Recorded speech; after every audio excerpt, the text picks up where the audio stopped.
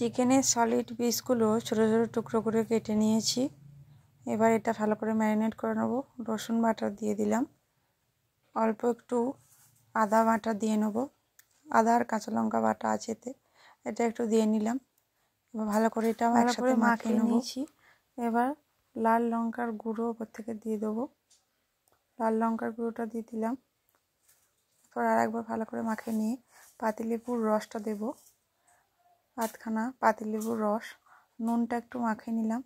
এরপর পাতিলেবুর রসটা দেবো, আধখানা পাতিলেবুর রস পুরোটাই দিয়ে দিতে হবে। এবার এটাকে ভালো করে মাখিয়ে ম্যারিনেট করা চিকেনটাকে মিক্সিতে দিয়ে পেস্ট করে নিয়েছি 2 থেকে 3 ঘন্টা। এবার এরকম কাটলেটের আকারে যাতে ভালো করে মশলাগুলো কাটলেটের শেপে যে যেরকম শেপে পছন্দ করেন এরকমভাবে গড়ে নিতে হবে। রুটির কুচো নিয়ে নিয়েছি, এটা লাগবে। কেউ চাইলে ব্রেড ক্রাম্বসও নিতে পারে।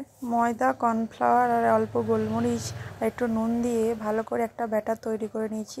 পাতলা করে ব্যাটারটা করে নিতে হবে। প্যানেতে সাদা বা সর্ষের তেল যে যা পারবে দিয়ে দিয়েছি।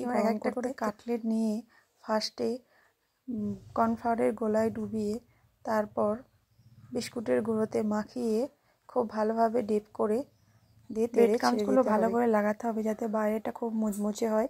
ভালো করে ব্রেড ক্রাম্বগুলো চেপে চেপে লাগিয়ে নিতে হবে। গরম তেলে একটা করে ছেড়ে দিতে হবে।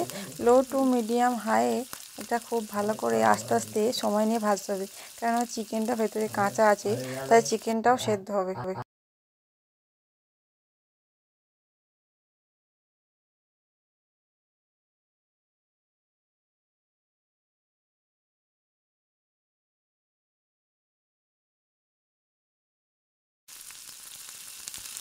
লো টু মিডিয়াম আঁচে হালকা অল্প গ্যাসে খুব সুন্দর করে এপিট ওপিট লাল লাল করে কাটলেটগুলো ভেজে নিতে হবে।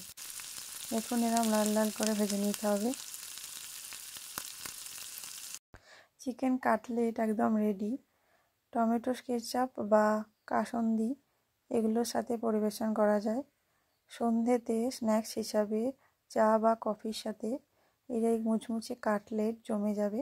যদি রেসিপিটি ভালো লাগে চ্যানেলটি সাবস্ক্রাইব করবেন, ভিডিওটি লাইক করবেন, কমেন্ট করে জানাবেন কেমন হলো। ধন্যবাদ।